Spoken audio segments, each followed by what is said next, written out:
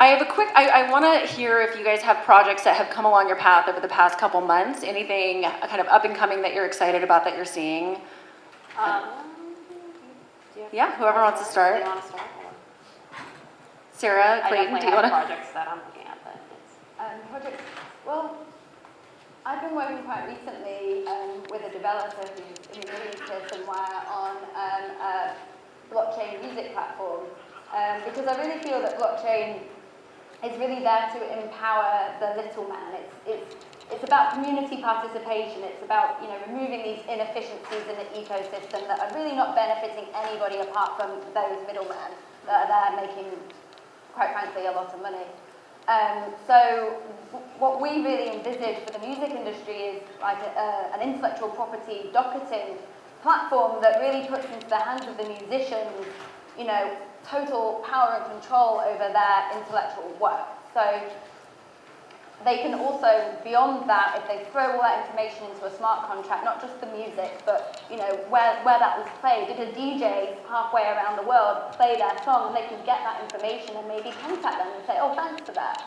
You know, and so you're really building these bridges that kind of weren't there before, and empowering not only the little man, but it's like end to end without all this middle layer bureaucracy that, quite frankly, isn't necessary with this technology now. So I'd say that. That's great. Do you have anything, Jenny or Sarah? Were you saying that you are working on a project already dealing with music, or are you saying that that's just a good example? I've been working with a developer. Oh, okay, okay. Well, this is from a friend of mine. I'm not sure if she's here, but she is in research at USC about cancer.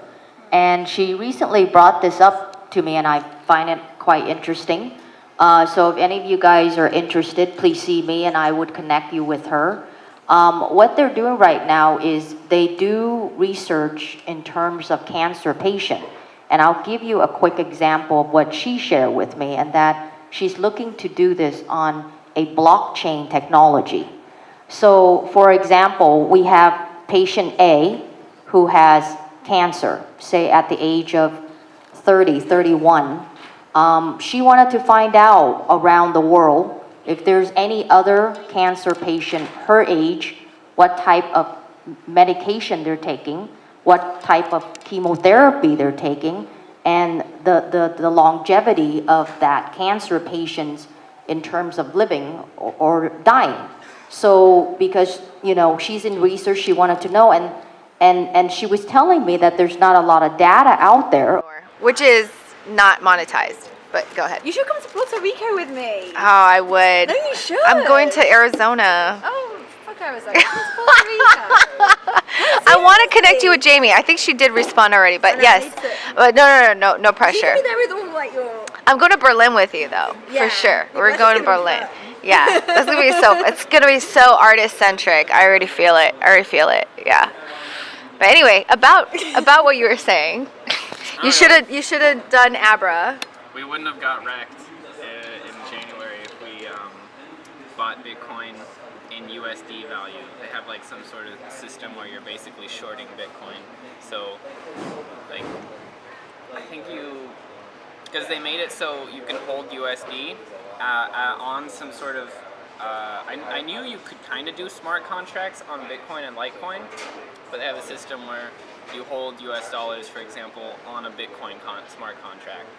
And the smart contract consists of maintaining that you have $100 USD value using Bitcoin and Litecoin.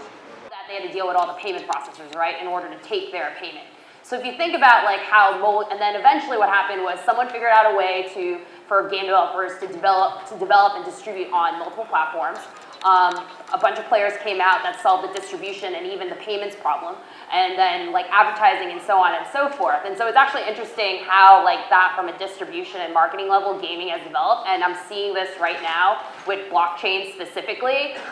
There's a lot of platforms out there, there's a lot of infrastructure problems out there, but if I was a decentralized app developer where I had to choose between, I don't know, who knows how many platforms are out there to build on, and also like how many different regions you have to go to and the types of forms of payments you have to take, it's probably a big headache. And so like a lot of the things that I look at is like does it solve a very specific problem that where being decentralized is a good thing? I actually say there's a lot of applications out there where having a centralized solution is infinitely better, or that's not going to make, or having a decentralized solution won't make that big of a difference. And then on top of that is that I look at a lot of stuff of like how are things being developed. I look at a lot of things around identity, especially in the gaming space. Anonymous identity in terms of like reputation, cyberbullying, a lot of that stuff is actually very interesting to me.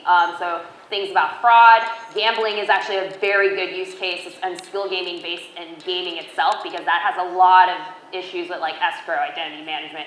How do you do exchanges between like two people that are making wagering bets?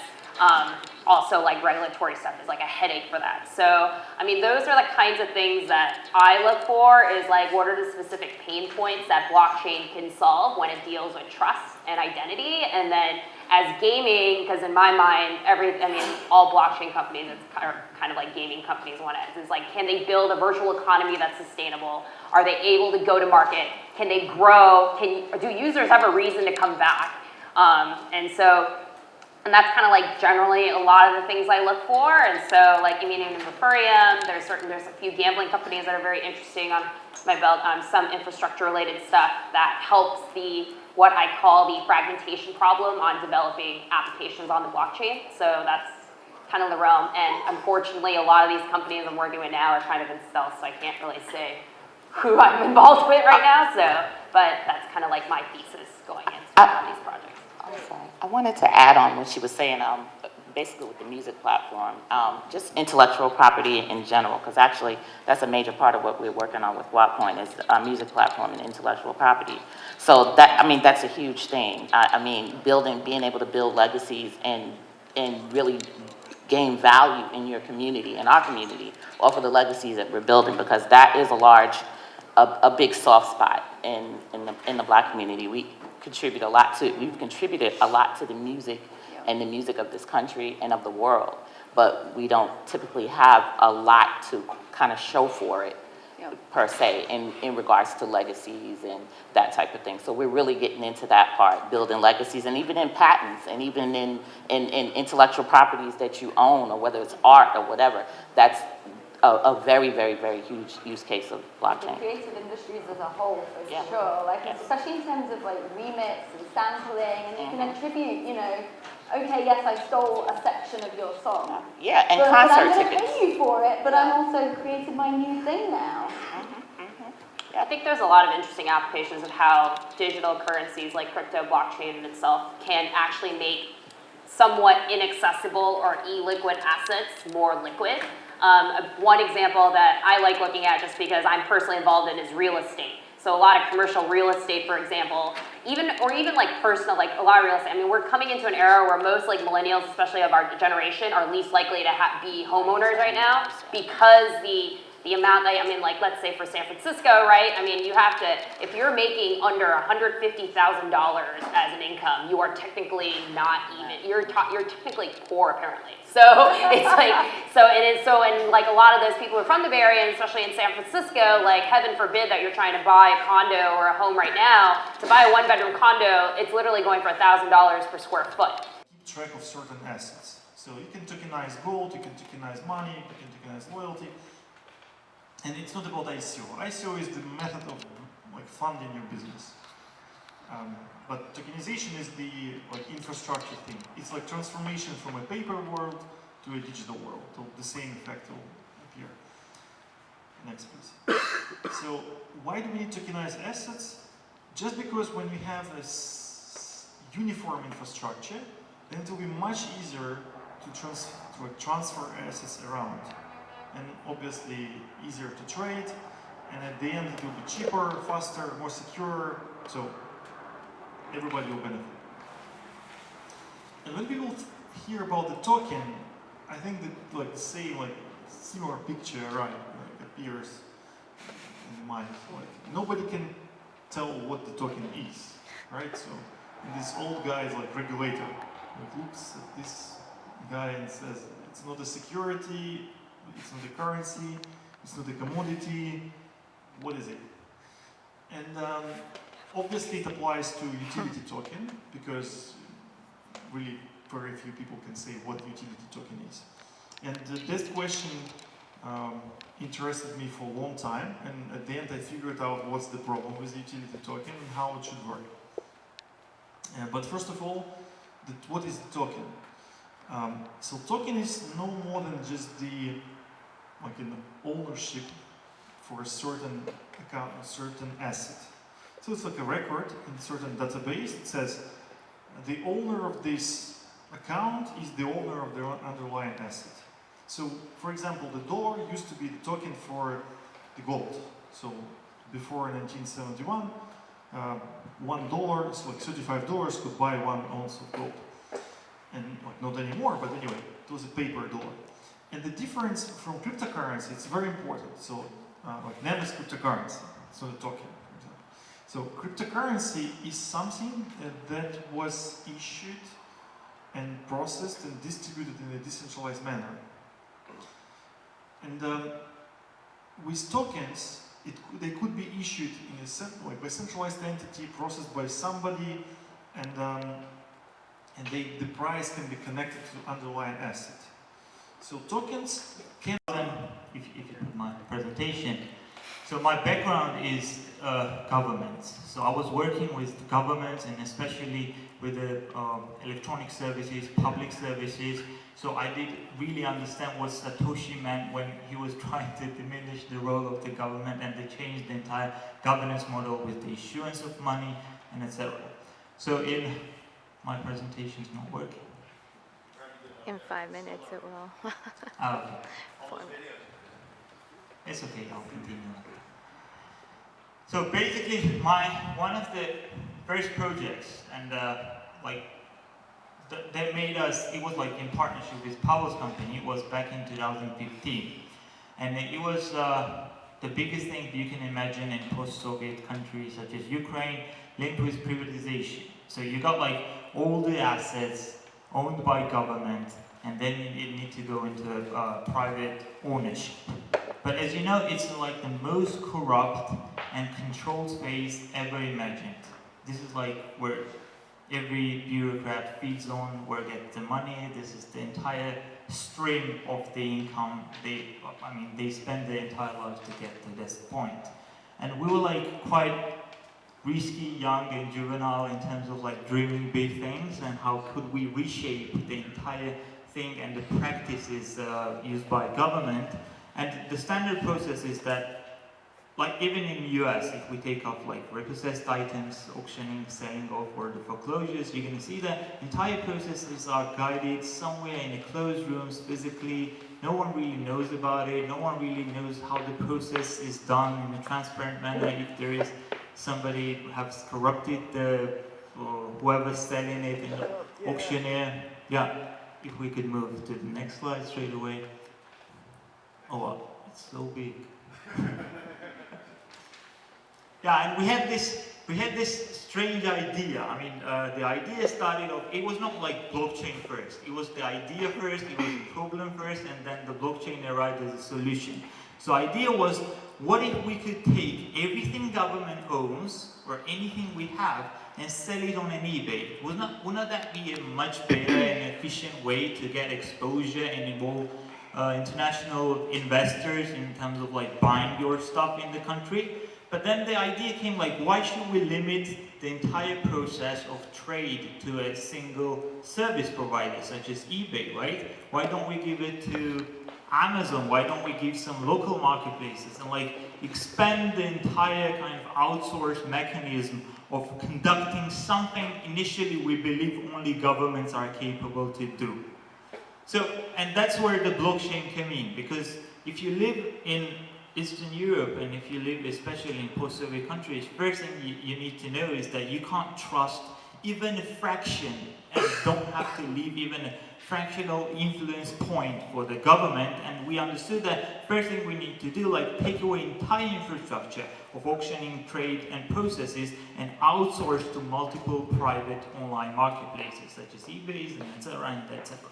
This was like, yeah, I mean, from the perspective of what can be achieved if it's scaled to other asset types, even for the private sector, this is a completely new approach. It's like a complete outsourced model where everyone gets an equal right to have access to the inventory, to remarket it, build the services around it. And that's the ecosystem. That's what blockchains are for. It's kind of equal access points of data sharing, secure consensus between the counterparts without relying on any third party, and raising model and etc. But in a real world, we think that it will create, it's a huge barrier for adoption, for real users. Because I think that even the initial philosophy of Satoshi Nakamoto, it was into competing currencies and not limiting anyone with using a single currency. It was the efficiency of transacting between seller and buyer into any medium of exchange. And this is our philosophy, I think, that in real world use case, if not implemented and if protocols are not open for multiple currencies, will be a huge adoption barrier to the market. And that's why I think we don't see many of the blockchain-based startups in real world use case. We don't see in app stores, we don't see in an everyday world. Because imagine every time you went to a supermarket and you got like all the pricing into different currencies, and to find out the real value of the deal, you need to go to an exchange, understand in terms of pricing, value, and it's a kind of bureaucracy of process. And we think it's not going to work. Yeah. So our approach is like, every startup should go out for the problem solving. The problem is not the token economics or some like non-existing scalable problems with the protocols. Because before you have those problems, you have to have users and you have to solve the problems that your industry has. And us concentrating with the current industry, we're solving like three major problems: the liquidity problems, limited royalties by expanding and allowing everyone to remarket the assets, and most notably the raw data. Because in an e-commerce world, you have this unvalid, outdated data flow and nobody takes care of and tracks it. And blockchain as a backend infrastructure guarantees the unique electronic ID within the systems and allows you to have this universal shared distributed verification process of the status. Yeah. And the benefits should be like communicate without the word blockchain at all. That's the major point. If you came here and pitch your startup without mentioning blockchain and the investors and the people see value in it, that's the right point. That's how you position your startup and every idea into the real world if you want to have a scale up and the real world use case. Yeah, I guess yeah, but this is us completely in a different world, bootstrapping our startup on this technology in a standard way. We went into textiles programs, strip away equity, we make clients traction oriented, and this is I think this is the vision every startup should follow. You are not in a parallel world. You, at the end of the day, work and compete with the same applications, programs, and startups that are non-blockchain. Because for the final end customer user, it does not really make any better. It's the user experience and how you position yourself in terms of delivering and making the streamlined and better process with your solutions. So that's it. Thank you. I'm not going to do an in-depth talk today about what is NIM. There's lots of YouTube videos of me doing that talk or other talks. So if you're interested, you can see those. I just want to give a couple updates and invites. I'm really excited because earlier this week, the private chain of NIM, it's called Mingjie, is released on the Azure Marketplace, which means that now with just a few clicks, somebody can boot up their own NIM chain and have a private chain in the cloud. Private chains are good for some things and not other things. And I think that would be really interesting if someone wants to boot theirs up, that they make sure that they're choosing it for the right reason. So I'm excited about that, very good. And I want to talk a little bit about the NIMcubator. And I really want to see NIM in America become a lot bigger. And I'll try to explain why that hasn't happened yet. NIM started in January of 2014. That was a long time ago. January of 2014. And that was before the ICOs, right? And NIM did do a fundraiser, but it was more like a donation fundraiser. And NIM earned well under $100,000 in donations to start off. And that money was gone maybe 10 months before launch. And everything since then was self-funded. And I myself, because I was one of the original marketers of NIM, I used to make the NIM brochure on my home computer with my friends, and I printed them up at the university using the university printer. And then I would take them around and I would pass them out to people at conferences. We didn't have enough money to get a booth at a conference.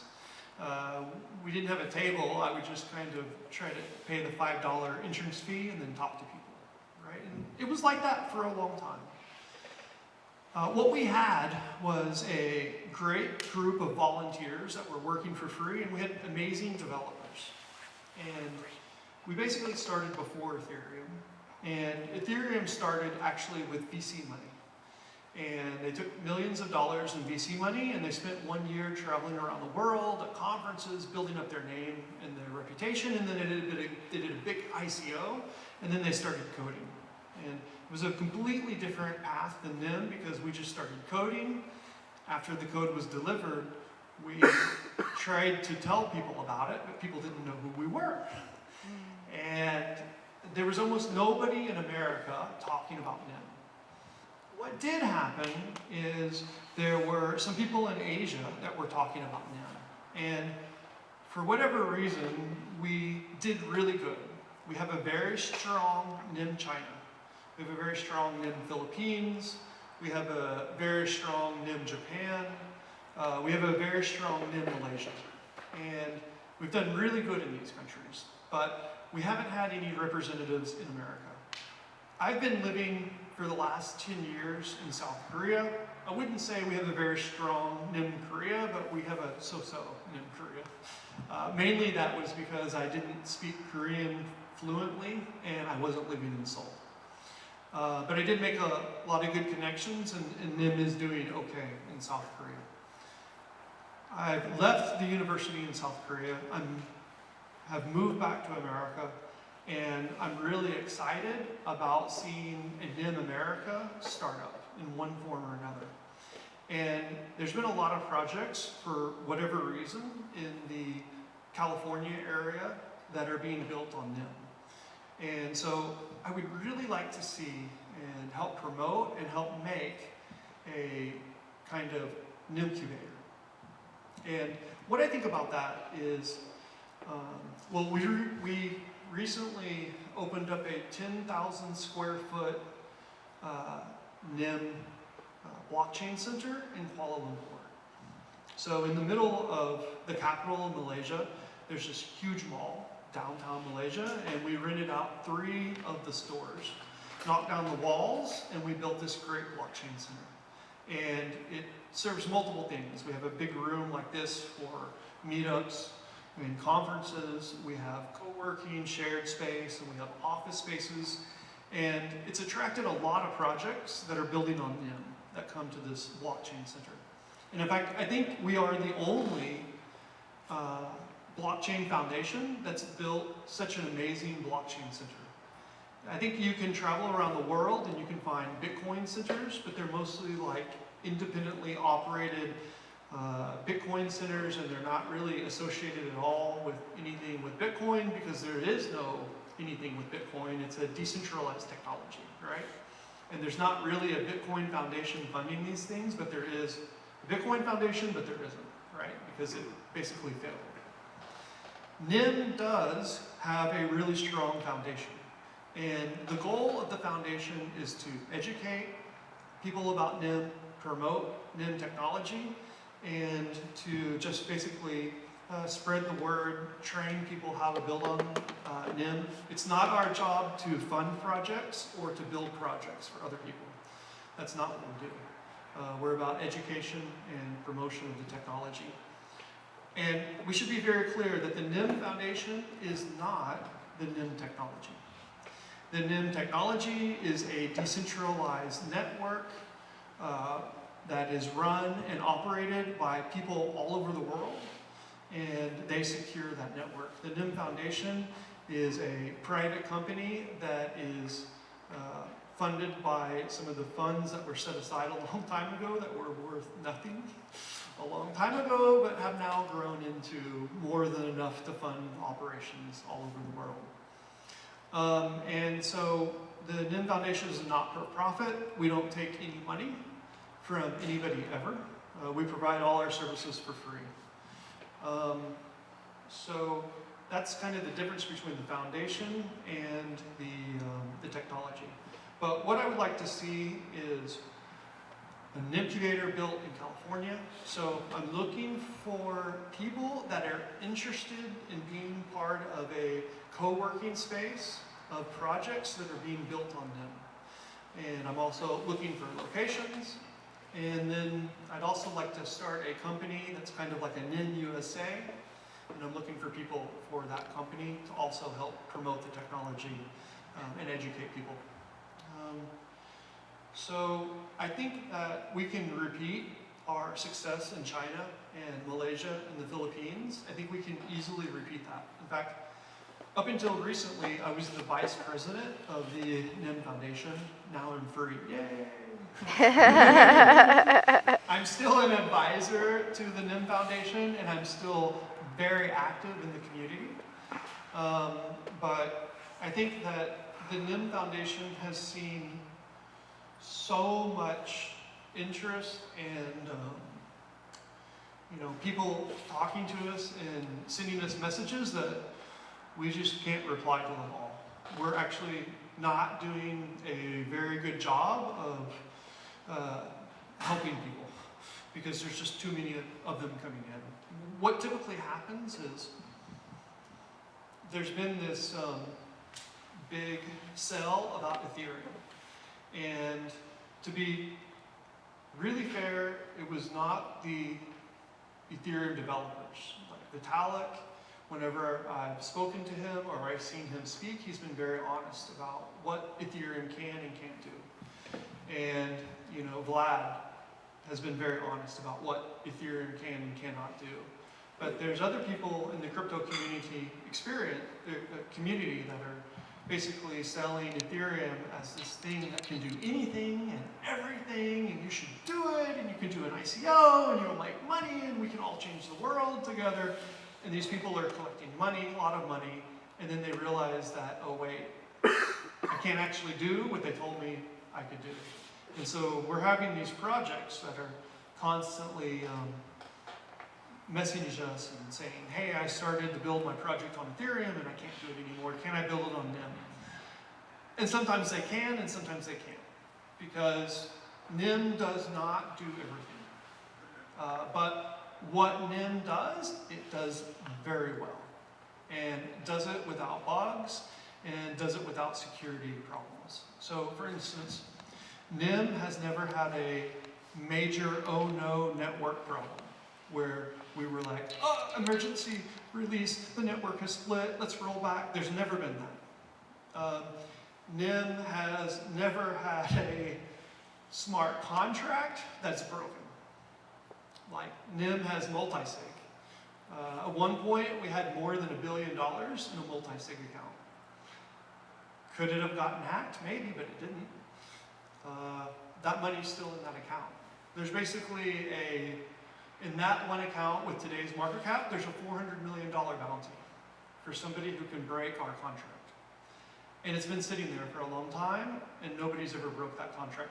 We have token contracts, and not one of them has ever broken. We've never lost a coin. We've never had a buffer overflow problem with any of our coins. We have a namespace domain contract built into the protocol that's always worked perfectly. The only problem that we've ever had with a smart contract was 2 smart contracts conflicted with each other, and less than 10 accounts got temporarily frozen. And with the next update, those accounts were unfrozen. They could still receive funds, but they could not send out. That was the only problem that has ever happened with 2 of our contracts conflicting with each other. That's not to say that NIM is perfect. It can have problems. It's very possible that we could have a bug and that tomorrow somebody could steal that $400 million. But I don't think that that's going to happen. I don't think that that's going to happen because of our architecture is built in a completely different way. We are not a Turing-complete smart contract platform. We are basically a smart asset blockchain platform. So we give you the ability to create these assets, and you can literally do it in 2 minutes. Is Alvin here? Yes, hi Alvin, I gotta talk to you, right? Alvin has this great YouTube video where he creates a NIM asset in 2 minutes. And he shows people how to do it. It's a great video. And a lot of people have done that. You know, my girlfriend made her own cryptocurrency. And she doesn't know anything about crypto. And then she even made a tutorial about how to make a cryptocurrency, right?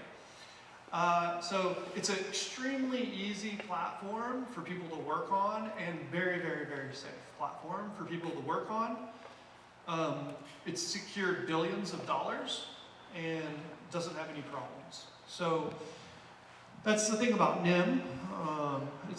It's a really nice platform to do things on if we're doing what you need to do. If we meet your needs, it's an excellent platform to work on.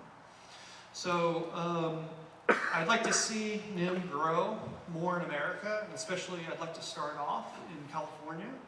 And I'm really sure that we can repeat the same success that we've had in other countries here in America. So if you're interested in being part of a NIM incubator or building a project on NIM, please let me know. And also, you don't have to do an ICO, as the gentleman before said. My company, Luxtag, did not do an ICO. And we have a great blockchain application that is used to make certificates of authenticity for land or property or things, and you can transfer those certificates from person to person. And basically, we believed when we started this company that we could make a product that didn't need an ICO. And that if we have a good product and we have a good business model, then people will use it. And it'll be successful. And in the end, that's, I think, what it comes down to. If you have good industry connections, if you have a really good idea, and you can build your project up, and NIM can help you do that. And I think that Luxtag has definitely got contracts. We're very excited about that. I wouldn't exactly say we're profitable yet, but we're getting there. We're getting there. And I think that the blockchain itself is really good for a few things. It's really good for providing security where there was no security. It's really good for providing trust where there was no trust. And it's really good for entering into markets that were not being served. So I'll give a couple examples really quickly. Like the election we had in America, was the voting machines hacked or not? Were they hacked? I don't know. Did Russia hack them? It's hard to say.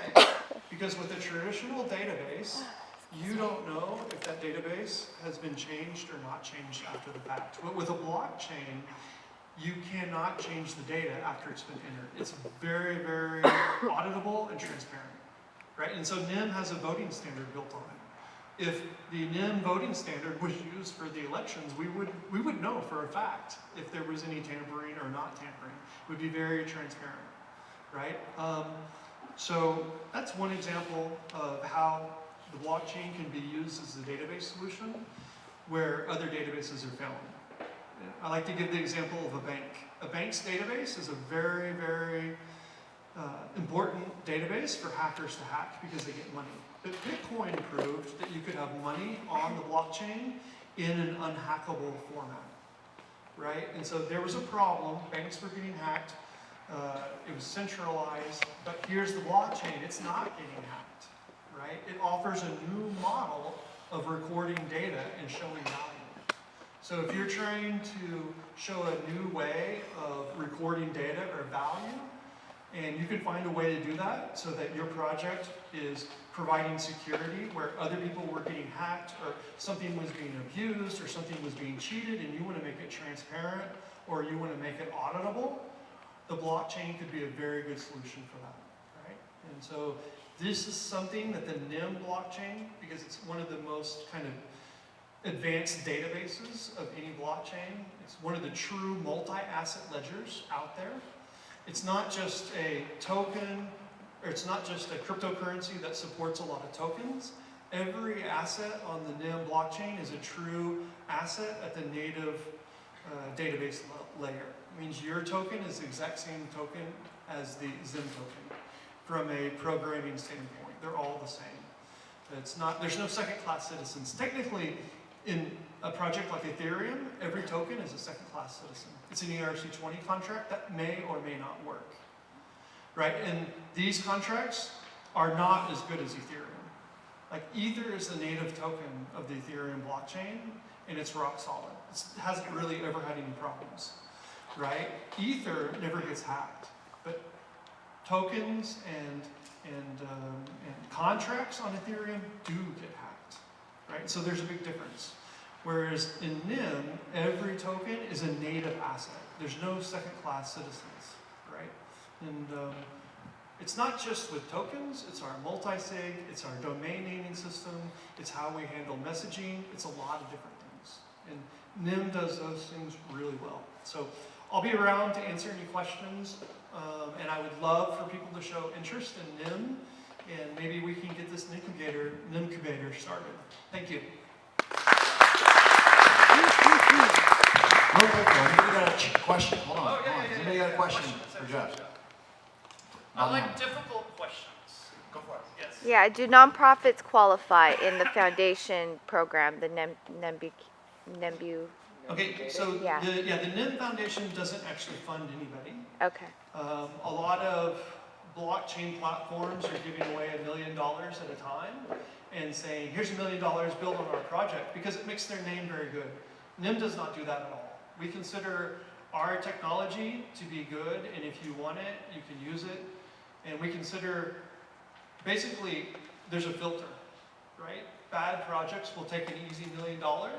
Good projects will do due diligence on the technology and come to NIM. And we go out of our way to not give money to people. Now, there is a community fund that's completely different than the foundation, totally separate. The community fund is an appeal to the community, and the community will do a vote on the blockchain to release money or not release money. But the foundation itself doesn't get involved with building projects or funding projects. We give free education and support to people that are asking. Yeah. Ralph? Yes, Jeff. Maybe you can talk about, on a day-to-day basis, and who are the people behind NAM that's managing the business, so to speak? Is that the tech bureau in Tokyo still involved, or? Sure, yeah. So there's a few distinguishments I need to be made. Can you hand me my water by any chance? Is that one? Thank you. The NIM technology is run by the community. NIM uses a new type of consensus mechanism called proof of importance. And basically that comes by first buying Zim, kind of like proof of stake, but also how you use your account, if you're an important account or not. So for instance, exchanges right now tend to be some of the most important accounts because they constantly have money going back and forth with them, so they get a bigger importance bump than say regular investors, right? But people that have proof of importance run nodes and secure the network around the world. And so you could think of your importance in NIM kind of like a miner in Bitcoin. And that's the technology. And if you have a big importance, that's like having a big mining farm. If you have a little importance, it's like having a little mining farm. And just like you would spend money to buy a miner in Bitcoin, you spend money to buy Zim in NIM to get your initial importance and then act upon that account. So that's the technology, and the technology is secured by people around the world. They're anonymous for the most part. We don't know who they are, and anybody can participate, and nobody can stop them. And then we have the foundation itself, which is a not-for-profit based out of Singapore. And that is kind of an entity, and it has many different divisions around the world. So it's funding in NIM China, it's funding in NIM Malaysia, it's funding in NIM Philippines, it's funding in NIM UAE, and so many different NIMs around the world. Some big, some small. They are doing operations to promote the NIM technology. So that's kind of the business. Now, Tech Bureau is a very interesting case. One man on the NIM Foundation, his name is Takao Asayama, has hired the core developers. So this goes back historically. NIM was trading under $1 million. That was our whole market. Under $1 million. Like, we were worth nothing. And the technology was really good, and a few people could see that the technology was really good. Takao Asayama was one of these people. But unfortunately, not a lot of other people could. And the developers had these jobs, and they'd all been working on NIM in their part-time, but they were working at major corporations. And Takao made a deal and said, hey, if you want to leave your jobs and work full-time, I will pay your salaries. And so Takal's company is called Tech Bureau. He made a deal with the developers to leave their jobs and to pay their salaries and to work full time. The trade-off for that is that Tech Bureau got to have some rights to the private chain's version of NIM. The developers kept full rights to the public chain. And that's the open source kind of part of NIM. So there's a little bit of difference there. Tech Bureau is handling private chains, and NIM is kind of the decentralized public chain. And the developers, some people think that Takal and Tech Bureau is telling the developers what to develop. That is not true at all.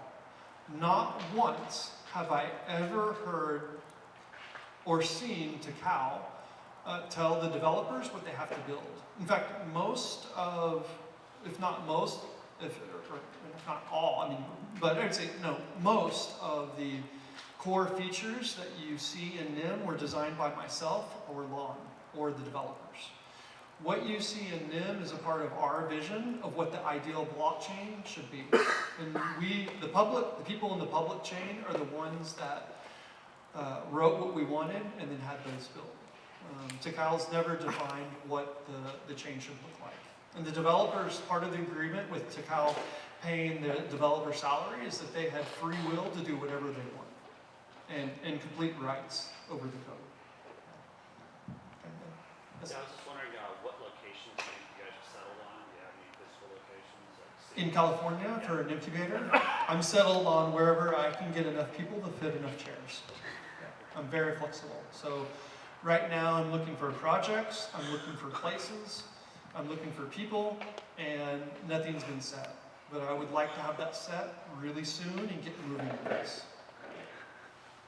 Kyle? So just for people here, if they're interested, how and where should they communicate their interest in the NIM? Probably Wally. I'm extremely busy and don't answer messages. So we're working on a spreadsheet that's collecting a lot of projects together, and then we're assembling a list of locations just to see where we can get. Sean's a very good person to contact too. Wally's a very good person to contact, and then I am in contact with them regularly. So yeah, either of these two gentlemen, if you know them well, would be a good person to start with. If you send a message to me, it might not get answered, and I really apologize for that. I probably only answer about 25% of the messages that are sent to me on Telegram, and probably about 5% of my emails that are sent to me. So. Nobody knows how many phones he has. I have 4. Yeah. Okay, any other questions?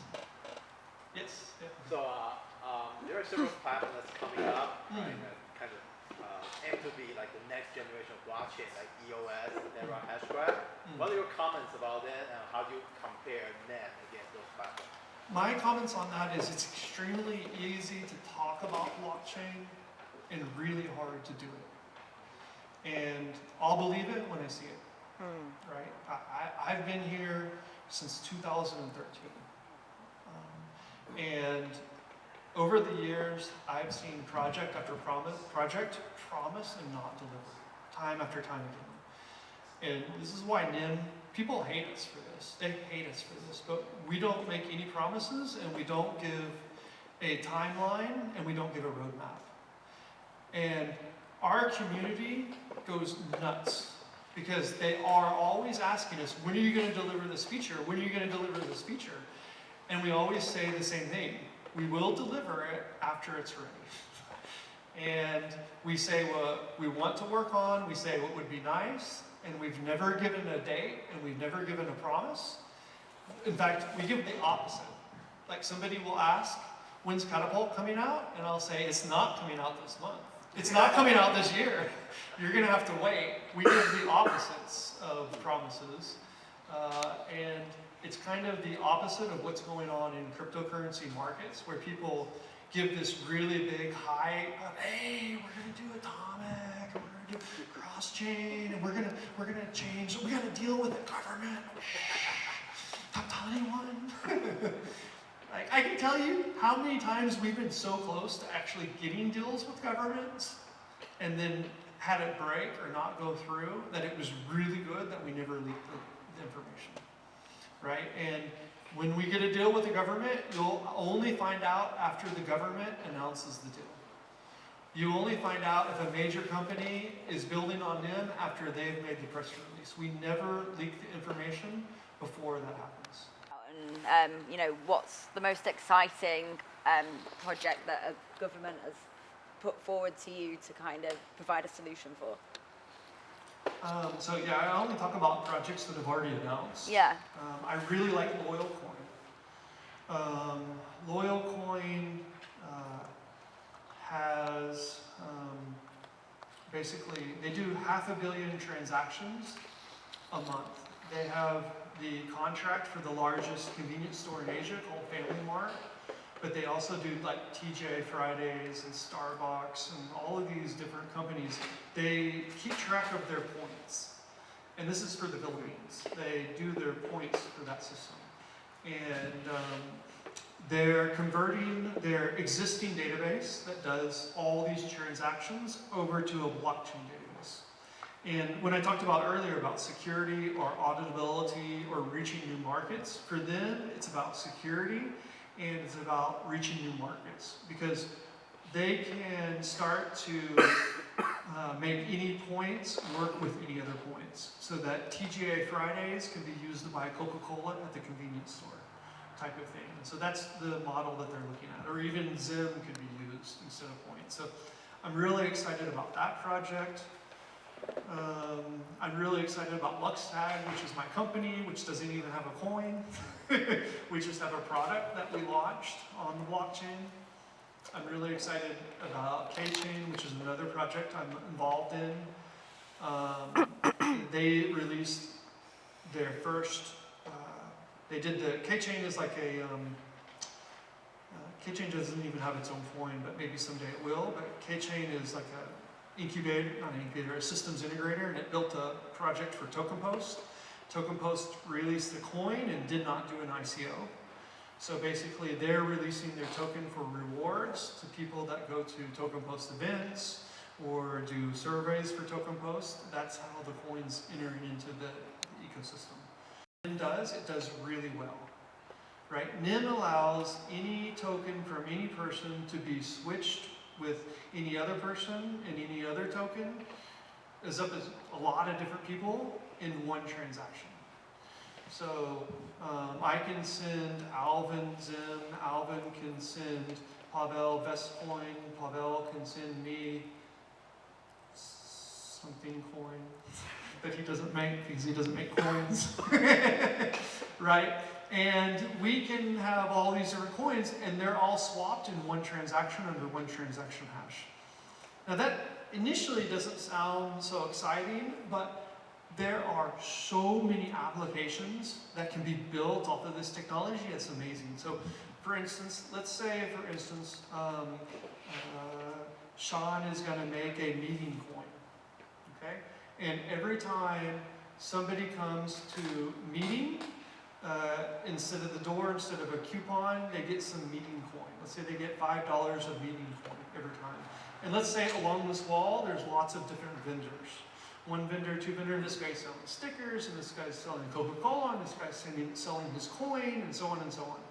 Now, some of you, maybe you don't know anything about blockchain, maybe you've never been here, and you download Meeting Coin app. And normally, this would be really painful because you'd have to register for Facebook, or you'd have to register for Coinbase and link your bank account, and then you have to wait 3 days, and then you have to send the coin from Coinbase to a different exchange, and then you can trade that for Ether, and then you can send Ether to the Meeting Coin wallet, and now you're allowed to send Meeting Coin, which basically means he can't make Meeting Coin because newbies can't go through that process at all. Right? And the same thing with Zim. Right now, if someone makes a token on the NIM platform, they have to have Zim to pay the fees. But with atomic transactions or aggregated transactions, what can basically happen is a newbie walks in, downloads Meeting Coin app, Sean sends them $5 of Meeting Coin, and then what happens is they go over here to buy stickers, and the guy is like, hey, this sticker is $1 worth of Meeting Coin. And he just gets out the app and he scans and he sends. Now normally that would be impossible because he doesn't have Ether or he doesn't have Zim. But what happens is the Meeting Coin app does this really amazing aggregated transaction. In one transaction, Meeting Coin app sends $1 for the stickers. It sends 2 cents to Sean, or maybe 3 cents, or maybe 5 cents, right? Whatever he wants to set it for.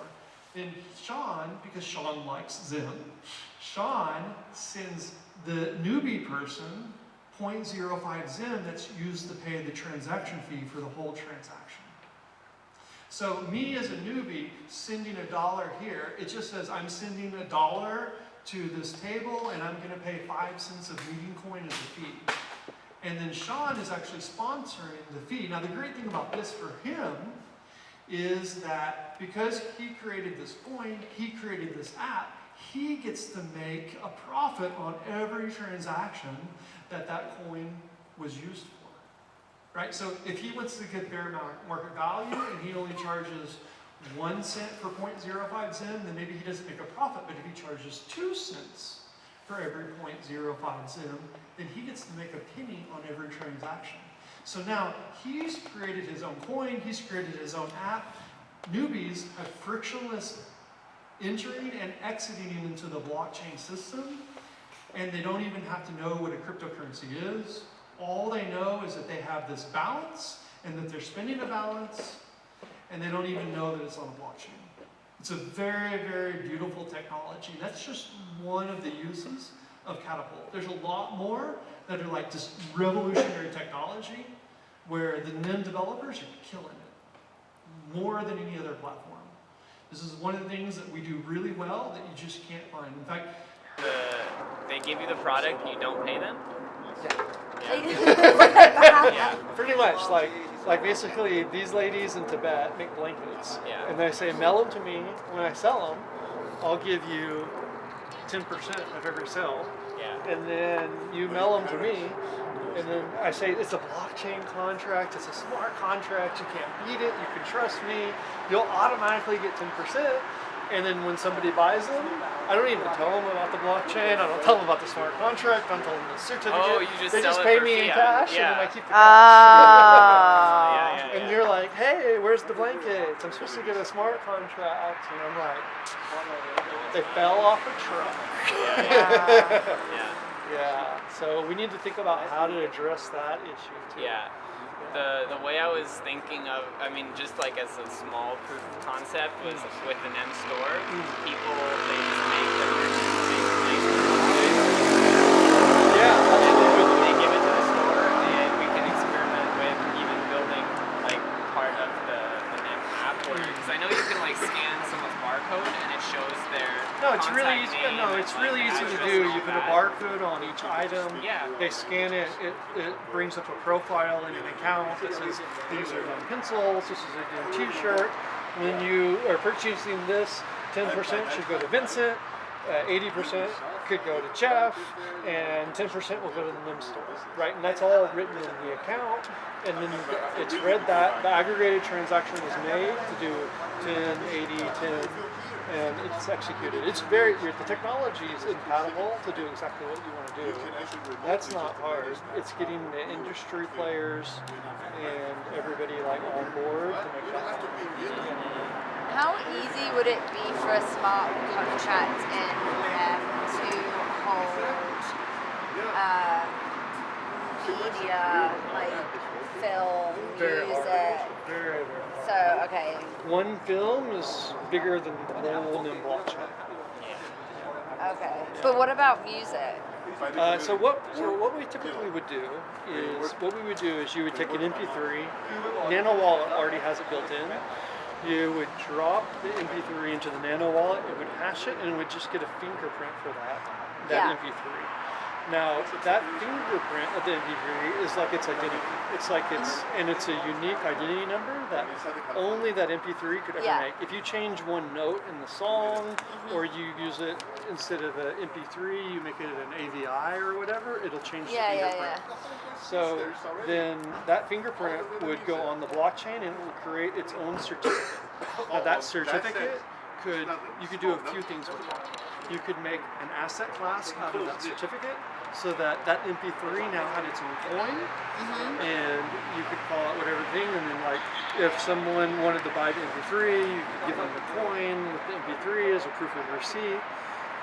You could do it as equity, like everybody, there's 100 shares in this MP3, and for every one share you had, you get 1% of the profits from every time someone plays this. There's a few things that you could do with that. And what about scanning? Like this I think is really difficult. Scanning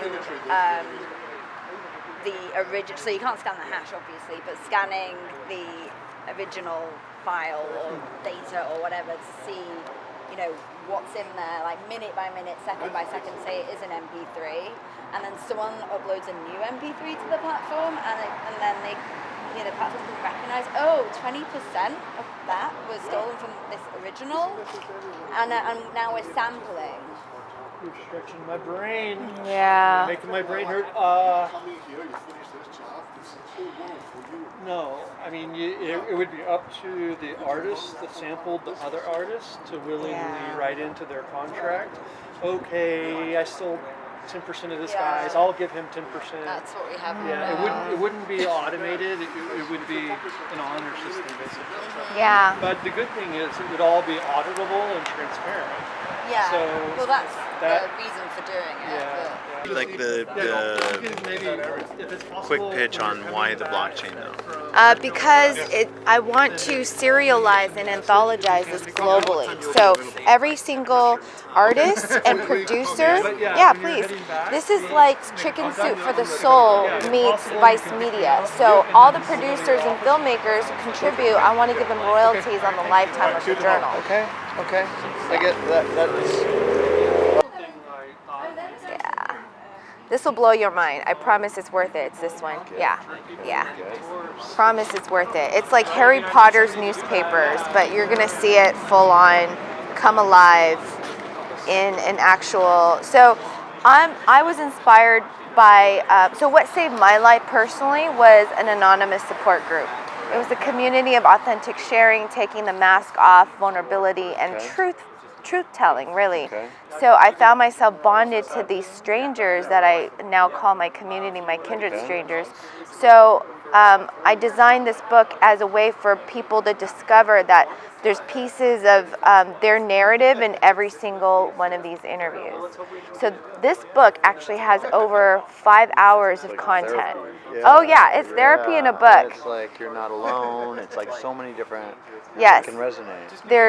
You're not alone. There's nothing wrong with you. There's a point to your pain. Transform it into your inner artist and just break open. I love that. Thank you.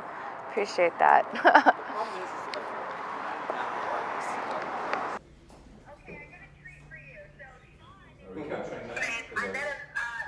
This will be great B-roll.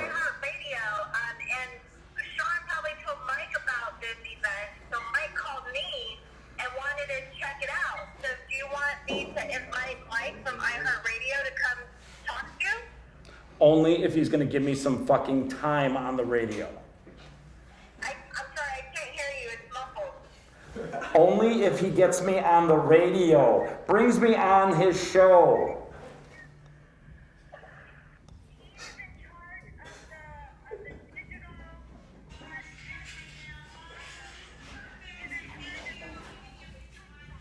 Is she in here? I don't know. I gotta hear her echoing. We're getting all this, by the way, so. All right, whatever. Bring him along. I'll talk to him when he gets here. I'm in the middle of doing an interview. I swear to God, it's like she's in the room here with us. Do you have a Bluetooth speaker? Say hi. Say hi. I think she's just a little shy now. Foxy. There has not been a simple way to license content and let the creator control it completely. We provide the solution. It starts by listing the content on our global marketplace, contentmutual.com. Here is our content listing process. First, the owner of the content comes to contentmutual.com and submits an article. They submit the title of the article, select its category and narrative type and style, upload the most appropriate profile photo to represent the content, tag it for internal search optimization, and can even select the language. That's right, our system is designed to be global and multilingual. Next, add a description of the content for discoverability, and finally include the content's origination URL address. If this piece of content was listed on a major publication prior, you may select it for marketing and social validation purposes. The next step is for verification. If you own the content, you should be able to add our master rights code to the original content. Our master rights code is a special HTML identifier in which we mark the original content. It helps us identify and pull with permission the start and end of the original content. This part is a critical proof that you own this content. This may look a little complicated, but it is not for any online publisher. Simply add our master rights code to the beginning of the content and a closing tag at the end of it. Our system, with permission, instantaneously visits the content page's origin and then pulls the content between the master rights code parameters and displays the content for review on our platform. If all looks correct, proceed to the next step, which is our content originality and uniqueness algorithm and checker. We scan the content against our growing repository for uniqueness, quality, and copyright. Next, the copyright holder can price a starting fee and CPM, cost per mil, or cost per 1,000 times viewed. Often this is an arbitrage compared to the publisher's ability to monetize the content through ads, clicks, opt-ins, and more. Notice the current balance in the owner's wallet is $427.70. Next, the content owner prices the content with a starting fee as well as a cost per 1,000 views and an aggregate cost per 10,000 views. There's a utility fee to list content on our platform. Currently, it is 5 mutual coins, which will be deducted once the content is listed. Once submitted, the article is successfully saved, but not yet public and published. You can review the listing, but it won't go live until after we run our internet-wide scanner. That's right, we scan the... Now, building their wealth. So within the crypto world, within ArtBit, the idea is anybody that puts up content connected with an ArtBit performer is going to be able to monetize crypto and own their percentage of that community, if you will. So they'll be able to monetize through their content providing and linking with said artists, right? And the branding through smart contracts, that can all be done with the data. And the other thing that's really interesting to me is what brands you want to affiliate with. On YouTube, you have no control of that. If you're a vegan, you still get a McDonald's commercial. If you don't eat meat, if you don't do certain kinds of things, within the smart contract, you can let the node or the community and the data know exactly what you're involved in and what you like and what you don't like. And that data can automatically transfer. So that said brand, for instance, could have an augmented reality piece of your product placement, if you will. And because the data is so thick, that through Hashgraph, which is such a fast, expedient way, is the reason we chose them, be able to have those transactions 200,000 times faster. So we're able to have, all that data and all that crypto move quickly. So that's the thing that excites me about the community. We forget about the fans. We're always looking at the artists. And then there's very few people that can get recognized through what's out there. Now, like I said, little Hank Williams. And what happened with him? Now he got picked up by a major label. He got signed to Atlantic Records. And he has the #1 single in country music today. Why? Because he had the content that got recognized. Now, the same thing can happen within the ArtBit space. If you're creating that artist set with the community and the fans, you can actually invest in that artist with your tokens. Instead of equity, the artist feels better about it. And if there's a music share or a music sale or a license, or even taken off the platform and you decide to go to the old school way of doing things, there's a payout. So that's really what I'm excited about, and the way that will work and how transparent that is. Because in the music business, my thing has always been about lawyers and audits and going after everybody to find out what happened to all the money, and the producer gets this and this guy gets that. Now, within the blockchain, that can all be written in, and that's what yesterday, I spoke with Jeff. He and I had an intimate conversation about love. I told him that love, I was searching for the meaning of love, and love defined in the 13 verses of 1 Corinthians. I told him there's 3 stanzas. First stanza is what love is, second is what it's not, and the first stanza is what it's not. Second one is what is. The third one is the future, power of love. And after I professed it to him, he agreed. And on top of that, he offered that Gandhi, that I look into Gandhi. Gandhi closely studied the text of the New Testament. And what Gandhi came to the conclusion of is that it is important to go and discover truth in that experience of love. And truth is more profound and more honorable, and it is a sign of love. In fact, he said to lie to someone in Gandhi's eyes is as simple as murder, because you are murdering a piece of someone else's reality by not giving them the full information that they need to properly deal with reality. And so he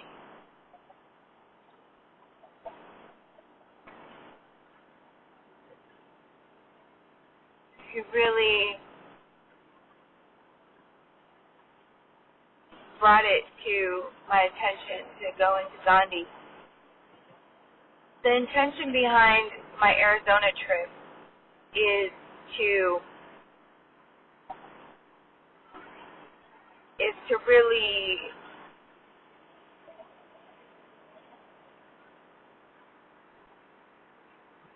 put together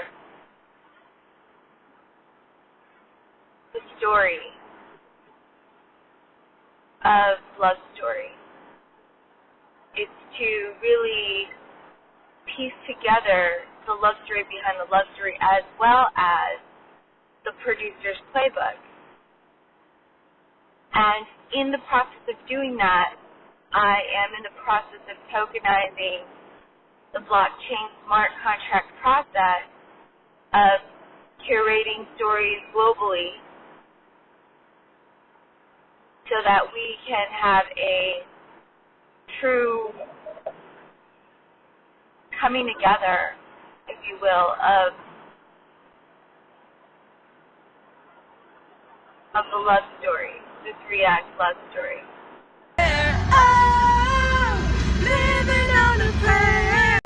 And then after a certain amount of time, then whatever the final bounce in everybody's, that's what gets broadcast to the chain.